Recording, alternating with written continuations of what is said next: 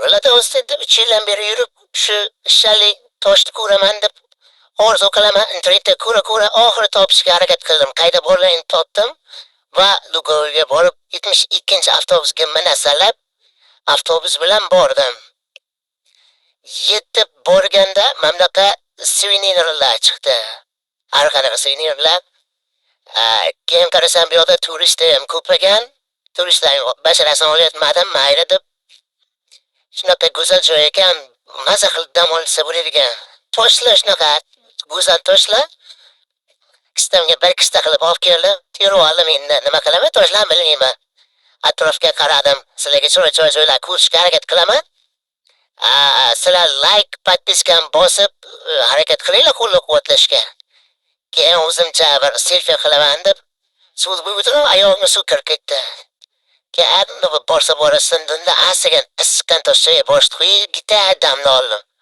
Damni olib, chiroyga tomosha qilib, suvni to'lqini juda maza qiladi odam. Maza qilib yotdim. Biroz yotgandan keyin nima qilsam ekan deb o'ylab tushdim. O'ylab tushgandan keyin turib sizlarga chiroy joylarni ko'rsatdimda, chiroy joylarni ko'rishga harakat qildim.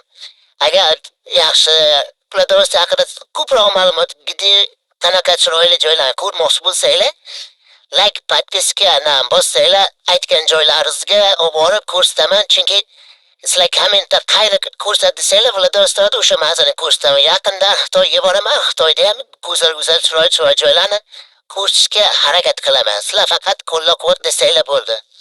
Bu toshlar shunaqa boshqacha toshlarki, tog' desangiz tog' qo'shqamaydi, lava desangiz lavaga qo'shqamaydi.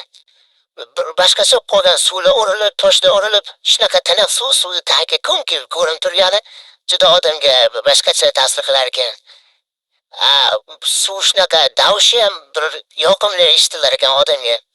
Harakat qilinglar, shunday go'zal chiroyli joylarni olib borishga harakat qilaman. Men ham olib borib video olib sizlarga ko'rishga harakat qilaman. Hozir montaj jarayonida gapiryapman, nima deyishimni bilmayapman. Avvalasi nasib bo'lsa bundan keyingi videolarda o'sha video jarayonida gapirib, chiroyli qilib tushuntirib o'tib ketaman sizlarga. Hozircha qo'ldan kelgancha harakat qilaman. Bu birinchi video, faqat sizlar qo'llab-quvvatlashlaringizga bog'liq. Sog' bo'linglar.